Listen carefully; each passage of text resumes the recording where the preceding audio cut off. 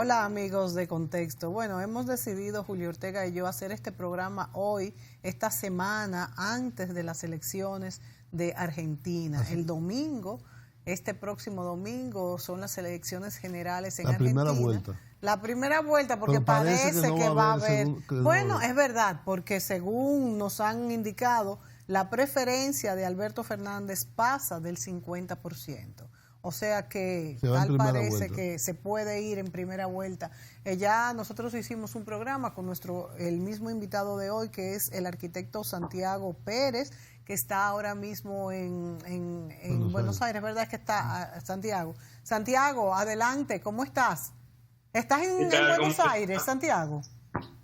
Sí, en este momento estoy en Buenos Aires, sí, así es, bueno, en la ciudad de La Plata. Le decía a los amigos que parece que la preferencia electoral de Alberto Fernández está de más de un 50%. Vamos a ver si no hay que hacer una segunda vuelta, que es lo que se había previsto, pero la preferencia ha ido subiendo. Y Macri, después que, bueno, ofreció un gobierno muy distinto al gobierno de Cristina Fernández y los peronistas, en el que él decía que se iba a controlar la inflación y que pues los ciudadanos iban a vivir mucho mejor, y controlando la deuda externa, ha resultado pues que no se pudieron lograr ninguno de estos puntos y está perdiendo totalmente la popularidad entre los argentinos. Sí, así es.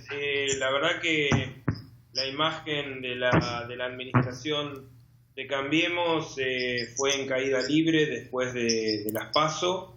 Las PASO fueron de alguna manera una forma de que el pueblo le dijo basta este ajuste, basta esta forma de gobernar, basta esta forma de exclusión, basta del endeudamiento del FMI. Fue una señal que negó absolutamente. El presidente textualmente dijo: las PASO no existieron, las primarias no existieron. Así es que bueno, la propuesta es reforzar esa condición y demostrar en las urnas este próximo 27 de octubre que bueno, el pueblo argentino está decidido a que el neoliberalismo no es el camino que tomó hace 4 años este país, y que nuevamente hay que volver a conducirlo a través de la igualdad, la equidad, todo lo que postula de alguna manera Alberto Fernández para conducir el país a partir del 10 de diciembre. Vemos, Santiago, que el último préstamo que pidió el presidente Mauricio Macri, o la última, vamos a decir, la ayuda desesperada, fue de 57 mil millones de dólares, una suma muy elevada, y esto ha provocado pues nuevos ajustes en la economía y demás, y el pueblo está pues desesperado, porque ¿a cuánto tenemos hoy en día en Argentina la inflación y el cambio de la moneda? Mirá, el último desembolso que fueron a pedir, que fue a pedir literalmente él como jefe de Estado a Estados Unidos, y se le negó, es una parte del monto que acabas de decir, es aproximadamente el 10% del monto que acabas de decir, y ese desembolso no solo no va a existir, sino que directamente le dijeron que no, que iban a esperar a las elecciones, al 27 de octubre, para hablar directamente con el gobierno que gane. Descontando que el gobierno de Cambiemos no iba a ganar el 27 de octubre. Las señales están en el mercado. Cada vez que habla el presidente, el riesgo país sube, se descontrola el paralelo y se descontrola la moneda oficial y los mercados se caen. Digamos, acá hay una decisión claramente del establishment que la situación no da para más, más allá de la decisión que fue advertida el 11 de agosto en las urnas, con un contundente casi 50% contra el 31% de la Alianza Cambiemos. Así es que, por eso digo, como lo decía hace un rato, el 27 va a haber nuevamente un paso contundente por parte de los argentinos para dar vuelta a la página y con todos cambiar esta situación. La situación de mercado hoy es terrible, la situación socioeconómica es inaceptable, lo estamos viendo en los países vecinos, la situación en Chile, la verdad que el grado de descontrol, de descontento que hay por parte de la sociedad, con políticas similares de ajuste a la que tiene la Argentina, ¿no? Sin ir más lejos. Pero bueno, esa es la realidad que el presidente no se da cuenta. Sí, Santiago, ahí diríamos una pregunta que le viene a uno a la mente.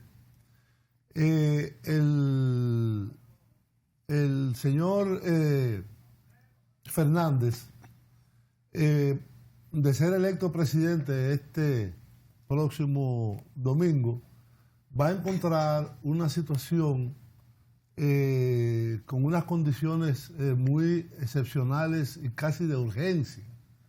Va a encontrar primero un país con un acuerdo con el Fondo Monetario Internacional que apenas comienza.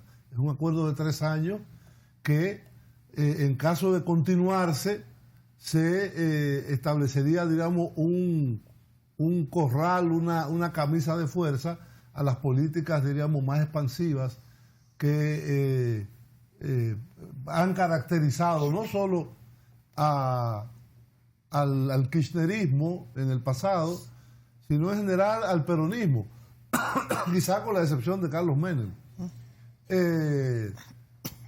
Entonces, el antecedente más inmediato que tenemos es cuando el presidente Néstor Kirchner, el fenecido Néstor Kirchner, asume en medio de una grandísima crisis también el gobierno en Argentina, y él toma una decisión que es como una especie de arbitraje que hizo entre o pongo a caminar la máquina de la economía y pongo a que la gente salga de la pobreza y pueda comer, o seguimos con esta misma política que hizo fracasar a De la Rúa.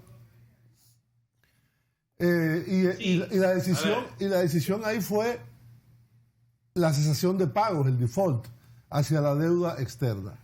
La deuda con los mercados internacionales, que duró muchísimo tiempo en default Argentina negociando el tema.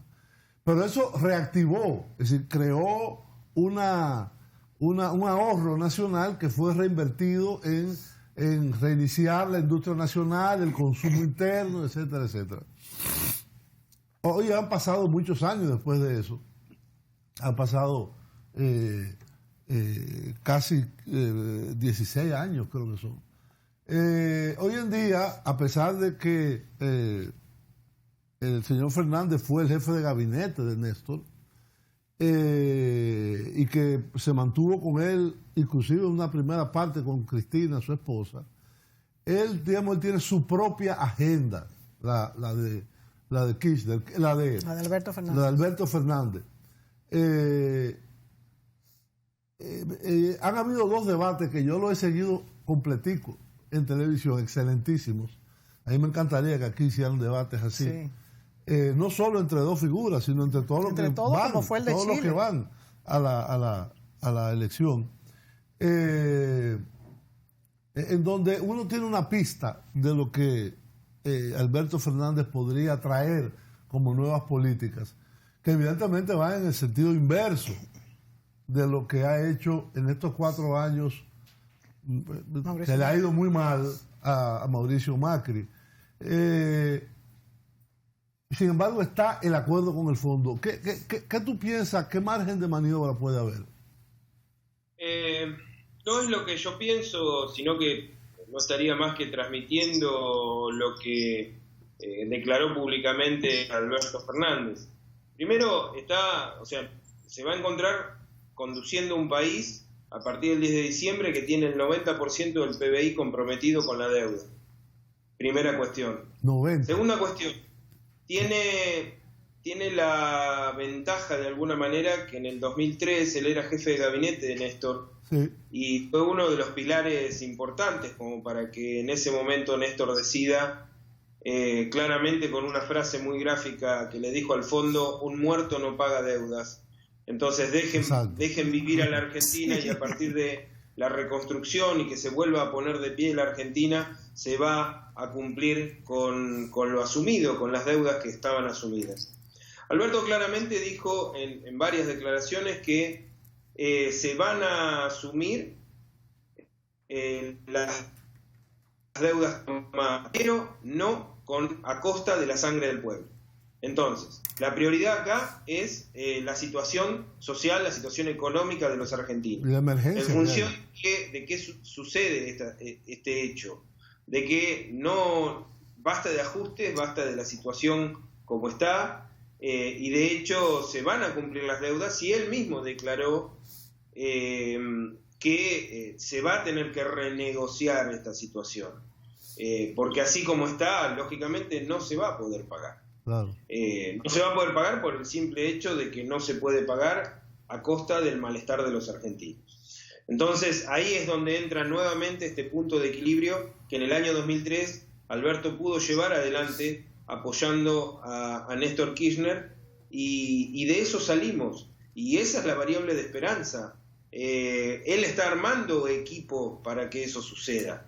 De eso estamos hablando. Claramente es la antítesis de las decisiones políticas que tomó el gobierno macrista hasta este momento. En la actual administración, todas las decisiones políticas las tomó detrás de una planilla Excel y con la gente afuera, y de esa manera no se hace política. Claro, pero evidentemente, como te decía, el acuerdo con el fondo, que es un acuerdo a 3 años, está condicionado a la aplicación de una serie de medidas y políticas. Habría que modificar eso. Se va a renegociar, claramente es una decisión que tomó el futuro presidente de todos los argentinos, y se va a renegociar, sin duda, pero no a costa de la sangre de los argentinos. Eso también está muy claro. No le tiembla la mano, seguramente no lo hizo en el 2003 y no le va a temblar de nuevo la mano para tomar las decisiones que tenga que tomar. Va a cumplir, seguramente sí, va a cumplir con la deuda tomada, pero no a costa de la sangre de todos. Sí, hay algo importante para que los dominicanos entiendan. El jefe de gabinete es aquí lo que es el ministro de la presidencia. Sí, es decir, es como el jefe de la administración. Sí, claro. Que tiene él es el segundo. El jefe de los ministros. Sí. El jefe de ministros. El jefe de los ministros, exacto. Exacto. Tenemos que ir a una pausa, Santiago, y regresamos inmediatamente. ¿Cómo no?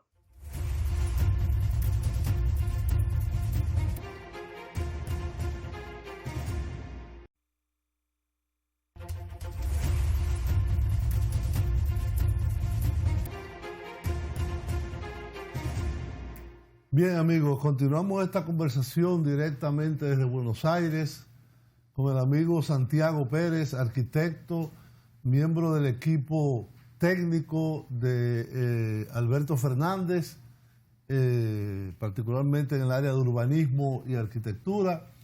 Y evidentemente en este momento, en este preciso momento en que estamos conversando, hay gente ya que comienza a hablar del otoño latinoamericano, haciendo una referencia a la primavera árabe.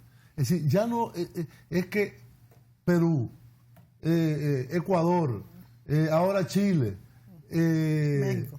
Hay una concatenación de hechos que se han venido produciendo que son tendencias regionales. Cuando los gobiernos progresistas comenzaron a tomar el poder, fue una cantidad. Yo creo que es enorme. un péndulo también. Yo creo que es un péndulo. Sí, pero el problema social que hay ahora, sí, y el hastío social y la violencia que se ha desatado, y la violencia que se ha desatado en los casos de Ecuador, sí, y de Chile hoy en día. Sí. En Chile yo no sé ya cuántos muertos van. Primera vez desde que la dictadura militar salió que sacan al ejército a la calle. El presidente Piñera estaba hablando de una guerra. Yo estoy asombrada de la situación de Chile. Entonces, en ese contexto, un triunfo de Alberto Fernández y un cambio, diríamos, de rumbo de esas políticas neoliberales que han estado patrocinadas directa o indirectamente por el Fondo Monetario, creo que es un punto de inflexión. Y entonces, ahí nos gustaría, diríamos, que tú sitúes en el contexto actual latinoamericano, porque él no va a hacer una política de incentivar rebeliones ni nada de esto, pero ¿qué podría significar el triunfo de diríamos, el Frente Progresista en Argentina, encabezado por el próximo presidente Fernández? Sí, viendo el contexto latinoamericano con un Ecuador con el pueblo en la calle, el contexto cercano, mucho más cercano de Chile también con el pueblo en la calle, con Bolivia que está dirimiendo su estado de situación con bastantes irregularidades por parte de la oposición a Evo Morales, que aparentemente le daría ahora la cantidad de votos necesarios como para ganar en primera vuelta. Pero y hay violencia, es que la verdad que un triunfo como el que seguramente se va a dar este próximo 27 de octubre son nuevos aires, es una bocanada de oxígeno que va a ir para el contexto latinoamericano, por lo menos desde el sur del continente. Es un nuevo renacer, si se quiere. La verdad que da una señal de esperanza. Es cíclico, sí, seguramente es cíclico, pero yo creo que también es un momento que en verdad jamás se hubiese pensado, con todo el peronismo unido, con los partidos principales progresistas unidos detrás del Frente de Todos. Me parece que es un contexto muy, muy favorable para un nuevo renacer, desde el aspecto ideológico, favoreciendo a los gobiernos nacionales y populares, y de alguna manera pensar nuevamente en todos y que fundamentalmente que el pueblo no se vuelva a equivocar. Sí. Las urnas hablan y las urnas se respetan porque es el valor democrático más importante que tenemos, pero que el pueblo no se vuelva a equivocar como hace 4 años. Eso también es algo que todos van aprendiendo, todos van viendo. Ya no se engaña a la gente nuevamente tan fácil como hace 4 años. La única verdad es la realidad, decía el general Perón, y la verdad que mentir como se miente con un relato tan canalla en algunos momentos, tan ciego de la realidad en algunos momentos, yo creo que el pueblo argentino no está dispuesto nuevamente a eso, y se va a demostrar este próximo 27 en las urnas. Pero el contexto latinoamericano necesita también de una bocanada de oxígeno, y yo creo que el Frente de Todos, con Alberto a la cabeza, y la Argentina volviendo a retomar esta senda de un gobierno nacional y popular, de un gobierno peronista, de un gobierno de igualdad, va a dar un punto de partida nuevo. Sí, ya pasó en México, que no podemos olvidarlo, es decir, el triunfo de Andrés Manuel López Obrador y el Movimiento Renovación Nacional, digamos que dentro de sus características, los problemas gravísimos que tiene México, también fue un giro. Sí, y enorme. no hay que olvidar que México es el país latinoamericano, digamos, hispanoamericano, por la lengua que compartimos, más grande. Sí, 130 millones de habitantes. Sí. Después viene Argentina. Sí. Entonces, si Argentina y México, que están en los dos polos extremos del norte y del sur, tienen estos cambios, se refleja indudablemente. Indudablemente, yo no digo que es una tendencia ya en todo el continente, porque mira cómo está Ecuador, como tú mencionabas, la situación de violencia que se ha desatado ahora en Bolivia y de hace unos días en Chile. Sí. Realmente el continente está convulso.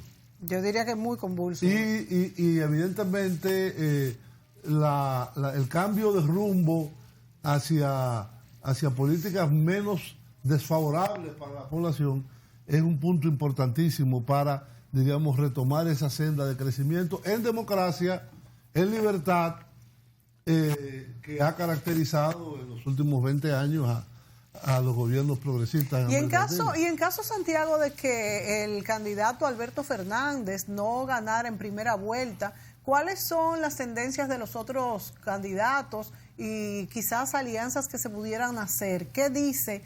¿Cuál es la lectura que le podemos dar a los demás, a la Habana, a los otros? ¿Se aliarían con quién? Ahí ahí te diría una apreciación personal. Prácticamente, por las tendencias en la previa que hay, es prácticamente imposible que haya una segunda vuelta. Todo se va a dirimir en primera vuelta, pero en el caso que así sea, de los 6 candidatos que irían ahora a la general, yo creo que se puede establecer algún punto de diálogo con el sector de Lavagna. Yo creo que también se podría establecer algún punto de diálogo con la izquierda, no por el resto, no, porque son tanto Gómez Centurión como Espert, son 2 divisiones, para decirlo de alguna manera, de la misma derecha, quizás más derecha neoliberal que la de la Alianza Cambiemos. O sea que están repartidos, No estarían muy lejos de ellos. ¿Dónde está ahora la Unión Cívica Radical? Y la Unión Cívica Radical Alfonsinista está dentro del Frente de Todos, digamos el sector más progresista, y la Unión Cívica Radical más conservadora está dentro de la Alianza Cambiemos. O sea que está partido el Partido Radical en este momento. Santiago, sería bueno hacer un recuento de los temas más importantes tratados en los debates presidenciales para entender un poco más aquí en la República Dominicana las preocupaciones de los argentinos, porque sabemos pues cómo está la crisis económica y quisiéramos saber pues a qué le dieron más importante estos candidatos presidenciales y qué es lo que esperaba escuchar el pueblo. Sí, fundamentalmente se partió en 2. En la modalidad que se tomó en esta elección es hacer 2 vueltas de debate presidencial. Igual, debate quedó en el nombre, más que debate fue una presentación de temas, no hubo demasiado contrapunto entre los candidatos. Es así. Sí. Los temas fueron variados en términos de medio ambiente, infraestructura, vivienda, educación, salud, seguridad. Fueron 8 temas en particular: economía, trabajo y producción. Esos fueron los temas que se trataron en general, 4 en el primer encuentro, 4 en el segundo. Pero fueron temas de presentación, que fue sano y no está mal que se hayan presentado de alguna manera cara a cara. Lo que no hubo es un contrapunto una parte de la sociedad esperaba un contrapunto mucho mayor. No sé tampoco si es bueno o malo, no lo digo desde la obligación de hacerlo, lo digo desde una mirada crítica sobre lo que sucedió. En ese sentido estuvo mucho más sólido en los dos debates Alberto Fernández, mucho más sólido. El resto de los oponentes prácticamente pegándole constantemente a la administración macrista, y Macri intentando avanzar sobre problemáticas que, como decía hace unos minutos, problemáticas que están a la vista, que son taxativamente opuestas a lo que planteaba. Es decir, no puede hablar de trabajo y producción cuando cerraron la cantidad de pymes que cerraron, no puede hablar de mayor empleo cuando los índices de desempleo son históricos y jamás se llegó a un desempleo así a la Argentina, 36 puntos de pobreza, cuando dijo pobreza cero, digamos, una serie de acciones, que no iba a ir al FMI, estamos con este punto de endeudamiento, digamos, un montón de acciones que la verdad, ver el relato y una mentira a cielo abierto de esa manera como la planteó el presidente Macri sobre cada uno de los temas, y en contrapunto a eso ver una realidad donde había 5 otros candidatos que hablaban en contra de esa situación, digo, me parece que hay alguien que está equivocado. 5 no se pueden equivocar contra 1. Y en este sentido, de los otros 5, por eso digo que el más sólido, diría en el 95 o 98% o casi todos los temas, para no tomar ninguna cuestión menor, fue Alberto Fernández, sin duda, la verdad que es el candidato más preparado para llevar adelante las noticias que vimos en la prensa aquí, Santiago, sí realmente señalaban que Alberto Fernández había tenido vamos a decir, una participación más destacada. Esas fueron las noticias que nos llegaron hasta la República Dominicana. Nos tenemos que ir a la pausa, pero a mí me gustaría, Santiago, que tú, como integrante de la Comisión de Vivienda del partido de Alberto Fernández, del Frente para Todos, nos hablaras un poco sobre qué necesita la Argentina en este momento en cuanto a habitación, en cuanto a vivienda, qué esperan los ciudadanos y cuál es el proyecto de ustedes. Hay un punto que yo quisiera no dejar de tratar también, y es el papel de Cristina Fernández, que fue 2 veces presidenta y va como vicepresidenta ahora. Sí. Es decir, que esos son puntos que debemos de abordar. Nos vemos en el próximo segmento, Santiago.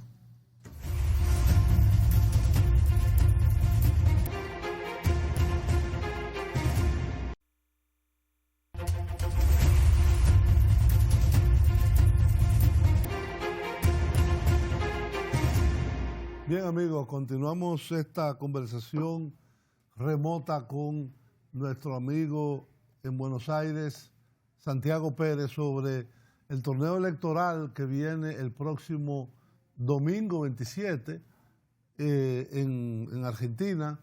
En el sistema electoral argentino sería la primera vuelta, pero si saca un 50% o más, un 45% creo que es en Argentina, y una diferencia de 10%. Es cierto que no necesita llegar al 50%. No.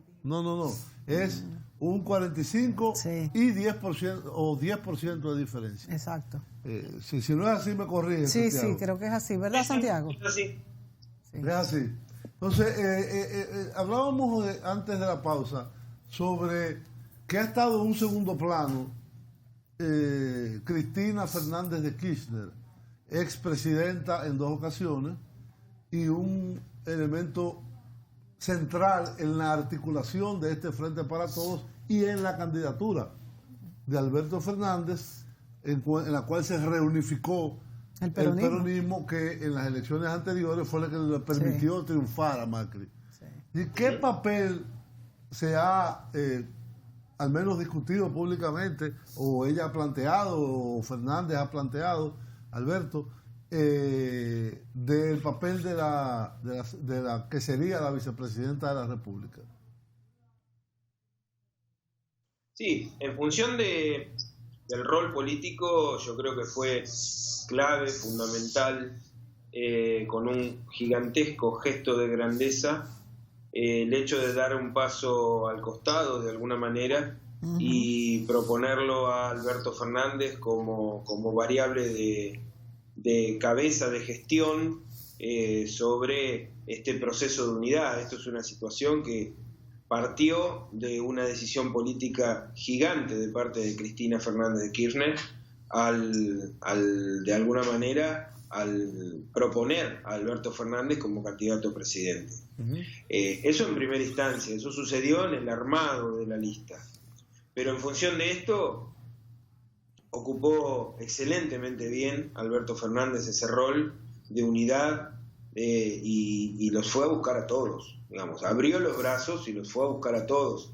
El rol y también, bueno, parte del resto del arco político, del resto de actores del arco político, de aceptar esa situación, ¿no? Sin ir más lejos, Sergio Massa como figura política, si bien dentro del Frente Renovador, que se llama Frente Renovador Peronista, formar parte del Frente de Todos es uno de los gestos también que es muy, muy valioso dar por delante, ¿no?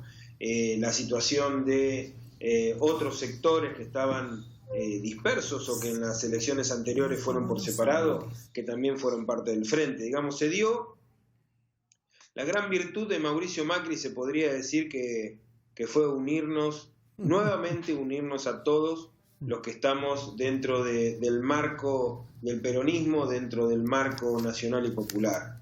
Digamos, podríamos decir que es la única gran virtud, porque ante la crisis, ante la realidad, ante la necesidad del otro, ante esto que siempre dice Cristina, que la patria es el otro, y fundamentalmente preocuparnos por ese otro, por ese argentino también que la está pasando muy mal, es lo que marcó una realidad. Lo dijo hace pocos días Sergio Massa. Estábamos enojados, pero entendimos que separados vuelve a ganar algo que no queremos. Entonces, gesto gigantesco de parte de Cristina, gesto gigantesco de parte de todos los sectores que se juntaron, que se unieron en el frente, y fundamentalmente un nivel de conducción política, de apertura y de diálogo de parte de Alberto Fernández que yo creo que en la historia de la Argentina hasta ahora jamás fue visto, en la historia mundial de alguna manera, que una candidata a vicepresidente de alguna forma proponga al candidato a presidente también me parece que es una cuestión nueva y no nos asusta para nada que Cristina siempre en ese sentido esté un paso adelante. En cuanto al rol de gobierno, Alberto lo dijo en declaraciones públicas hace poco, Cristina tiene cero injerencia en el armado de su gabinete, el gabinete lo arma el presidente, así es que la situación que se ve y el sector cercano tiende a que esa situación, a que las acciones sean de esa manera, también como gesto político, y desde ya yo creo que fue, seguramente por lo que uno puede observar, fue parte del acuerdo político tener en claro cuáles son los roles que van a tener cada uno. Ella va a ser presidenta de la Cámara Alta, presidenta del Senado de la Nación, como vicepresidenta en funciones en el Ejecutivo. El vicepresidente en este país es presidente del Senado de la Nación. Así es que su rol estará cubierto claramente desde la acción de gobierno, a partir de todo lo necesario para dar el apoyo desde el Congreso, y desde la acción política, claramente, es un actor, Cristina es un actor fundamental, es una parte decisoria del marco político que tiene este país, un aspecto fundamental, 2 veces presidenta, está de más decirlo, es una conductora, un animal político de raza. Así es. La verdad, ella es senadora, ¿no? Y actualmente senadora, por supuesto. Exacto. En Argentina, en la Constitución, porque por ejemplo aquí en otros países se permite que el vicepresidente o la vicepresidente sean ministros de algo, sean ministros de cualquier... en Argentina se dedica al Congreso. No. En Argentina el vicepresidente es presidente del Senado. Igual que en Estados Unidos. O sea que ella tendrá una función preponderante. Presidencial, ¿no?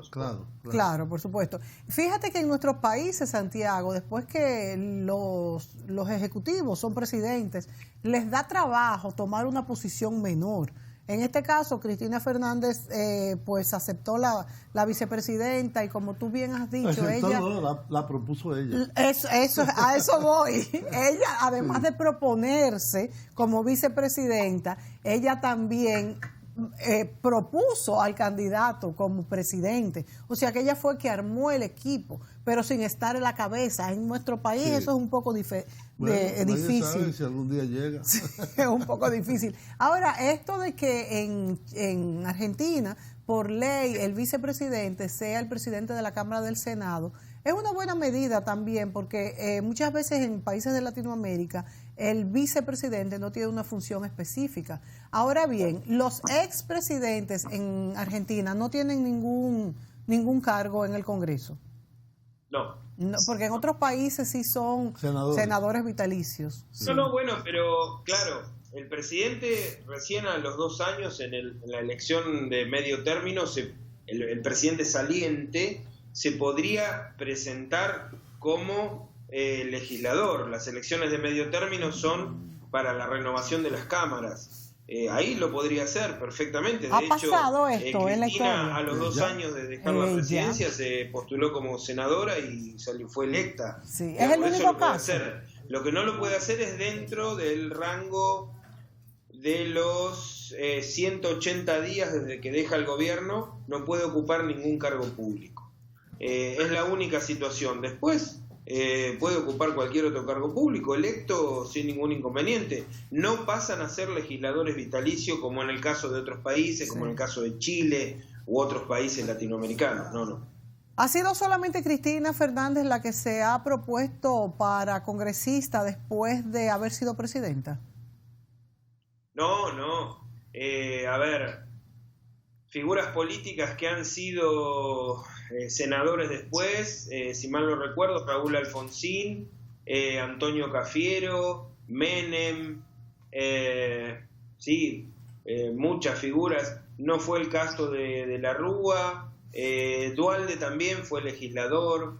Hubo muchos casos en donde ex figuras políticas de renombre fueron legisladores, muchísimos casos. Y lo digo porque hemos comentado, Julio, aquí en nuestro país, cómo después que ya figuras que han tenido ese manejo ejecutivo, ¿verdad?, en el gobierno, desperdiciarlos, como dicen algunos, es pues no debe ser. Y yo creo que aquí cabría muy bien en el Senado de la República. Deja tranquila la Constitución de nosotros, demasiado le ponen la mano.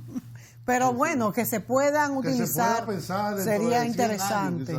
Dentro de 100 años, Dios mío, qué lejos. Pues volvemos a la Argentina. Dinos entonces, Santiago, antes de entrar a la comisión que tú participas, la Comisión de Viviendas y Habitación, ¿cuáles son los otros puntos básicos que se le piensa, pues, como decimos aquí en la República Dominicana, meter la mano inmediatamente? Sí, fundamentalmente por las declaraciones que ha dado Alberto Fernández durante la campaña, volver a la condición de jerarquía a los ministerios que este gobierno deshizo. Tal es el caso de trabajo, salud, educación, obras públicas, vivienda, hábitat y vivienda, muchas decisiones que tomó el presidente Macri, encubiertas de alguna manera en el hecho de decir quiero bajar los gastos del Estado, por ende saco estos ministerios. Y bajo ese encubrimiento en realidad es cubrir la cultura de la no política, es cubrir la cultura de no tomar las decisiones donde las tienen que tomar y fundamentalmente de no darle el rango de importancia a los hechos que son importantes para una sociedad. Si el presidente Macri bajó, claramente es porque no le importan la situación laboral de toda la masa salarial y de toda la masa laboral de la Argentina. Por eso también, si tenían tiempo, iban a ir por una reforma laboral con mayor flexibilidad y mayor pérdida de derechos laborales de parte de los trabajadores. Lo mismo sucede con salud, lo mismo sucedió con obras públicas. Que obras públicas o infraestructura pase a ser una secretaría dentro del ministerio que lleva adelante Frigerio, el Ministerio del Interior, es claramente una decisión ideológica y política de darle menor rango, menor presupuesto, menor capacidad de decisión a temas que son coyunturales en un país. La infraestructura para el desarrollo es un hecho coyuntural e importante, claro. La vivienda es un hecho coyuntural e importante. Entonces, en términos de esto es que nos enfrentamos con esta realidad. Y para no ser demasiado abarcativos, si tomamos puntualmente hábitat y vivienda, Alberto Fernández el 8 de julio en Mar del Plata dijo: voy a hacer en mi próximo gobierno un ministerio de hábitat y vivienda, por el simple hecho de darle jerarquía a un problema que es de todos los argentinos, a un problema que tiene 3,5 millones de respuestas, que es el déficit total que hay en el país, de los cuales muchísimas están ligadas a un déficit estructural, otra gran parte está ligado a un déficit infraestructural de hábitat. Santiago, nos tenemos que ir a la pausa un momentito. Digamos, distintos sectores que conforman esos 3,5 millones. Nos tenemos que ir a la pausa un momentito y volvemos contigo en el último segmento.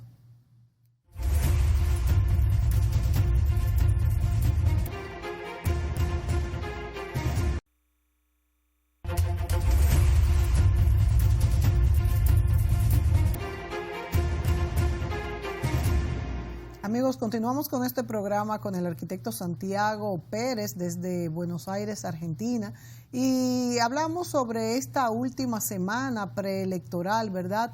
Las elecciones en Argentina son este próximo domingo, donde Alberto Fernández tiene una bueno, una ventaja considerable, y nos ha explicado Santiago Pérez que están posiblemente esperando una victoria en primera vuelta. Santiago, te preguntaba en el segmento anterior, tú como participante, parte de la Comisión de Vivienda, ¿qué es lo que se ha programado? Tenemos unos gráficos. Yo quiero saber cuál es el déficit habitacional en la Argentina, hablando de este problema habitacional, cómo está la marginalidad, cuáles son los cinturones, pues vamos a decir, más pobres en cuanto a la parte urbana, de la parte rural.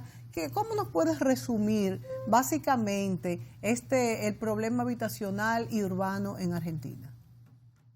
Bien, la realidad, la Comisión de Hábitat y Vivienda fue convocada por los equipos técnicos de la unidad, fundamentalmente como para poner en valor esta problemática, establecer un diagnóstico y establecer propuestas. Durante la campaña, para los primeros 100 días de gobierno y en una estructura de planificación estratégica, es decir, pensar en una doble agenda de lo urgente y de lo importante, las acciones a corto, mediano y largo plazo.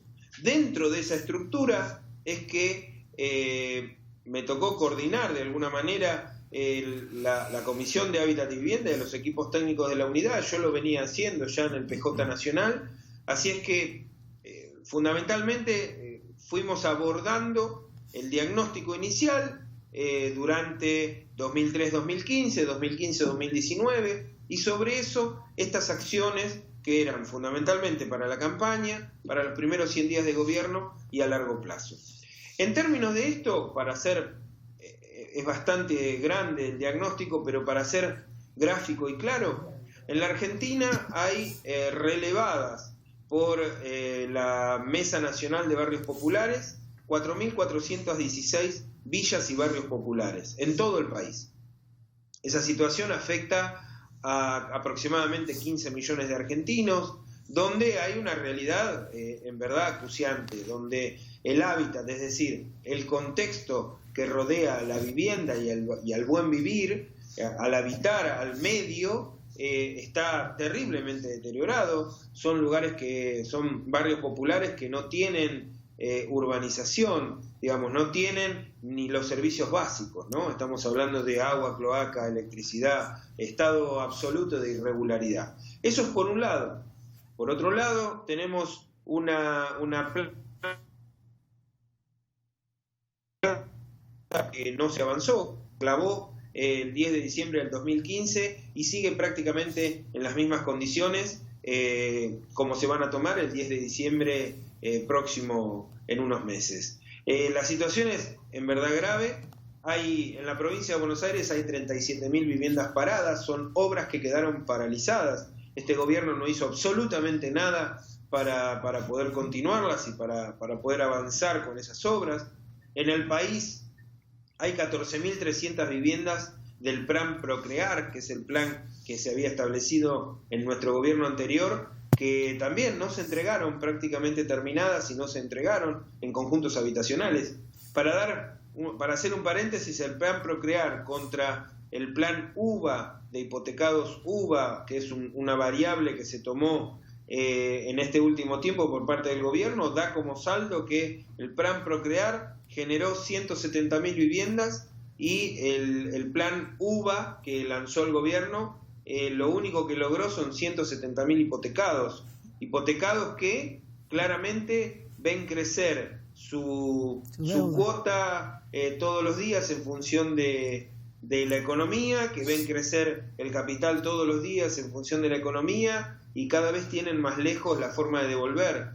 Son 170.000 estafados hipotecados UBA. Esos son los dos gobiernos, digamos, los dos modelos de país que se ven, uno de igualdad y de inclusión y el otro modelo de país que planteó este gobierno, donde hay 170.000 estafados UBA que trasladan la ganancia hacia los bancos. O sea, esa es la realidad de un gobierno que se preocupa por todos ante la realidad de un gobierno que se preocupa por la ganancia de los bancos, por ejemplo. Santiago, en el caso esa es la situación en la que se encuentra hoy como diagnóstico general la Argentina, un parque constructivo terriblemente deteriorado y con un déficit creciente de 365.000 viviendas al año que no se revirtió bajo ningún punto de vista. De hecho, se aumentó, se podría decir. Santiago, en el caso de una persona, vamos a suponer tú, un profesional cualquiera, que trabaje, que no tenga que ver nada en el gobierno, un profesional clase media, que haga una vivienda, toma un préstamo en el banco, ¿cómo funciona esto de la devaluación? Uno pues toma el préstamo en el banco, ¿cuáles son los intereses? ¿Cómo se paga? ¿Es conveniente endeudarse? ¿Cómo funciona esto? Mirá, por eso decía que son dos modelos, ¿no?, de país. Con los créditos UVA, el actual gobierno macrista... Nos queda solo 2 minutos, Santiago.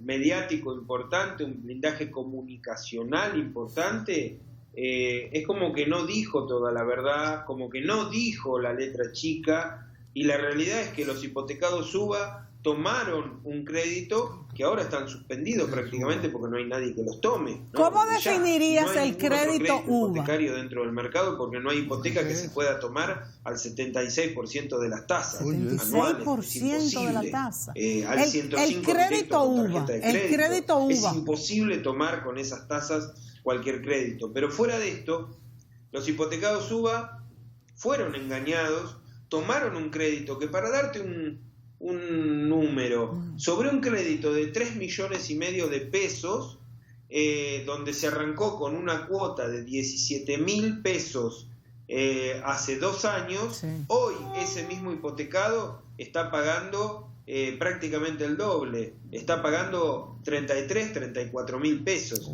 de cuota, y es más, vio crecer la cuota, pero también vio crecer su capital en el que se endeudó. Es decir, que no solo crece la cuota, sino que se aleja cada vez más el punto donde él puede ver que en algún momento va a poder devolver ese dinero. O sea, fue una estafa, fue un engaño terrible, descarado hacia las personas clase trabajadora, que podían afrontar esa cuota y que hoy en día no lo pueden afrontar y están desesperados directamente. Bueno, la verdad es que la realidad de la clase media, ¿no? Nos da mucho trabajo entender cómo, ¿verdad? Después que una familia se compromete a tener un pago, se le convierte en el doble para una familia argentina. Me imagino que esto debe ser una catástrofe, además de que muchas están perdiendo su trabajo. Se nos acabó el tiempo. Santiago, vamos a hacer un próximo programa después de estas elecciones y bueno, pues que el ganador haya ya sido declarado para ver cuáles son los sentimientos de los argentinos y qué hará este próximo presidente. Les deseamos a todos ustedes, los argentinos, mucha suerte, que salga el mejor y, Dios mío, que la crisis económica, bueno, sea controlada. Será hasta la próxima, Santiago. Gracias, y a ustedes, amigos, por sintonizarnos.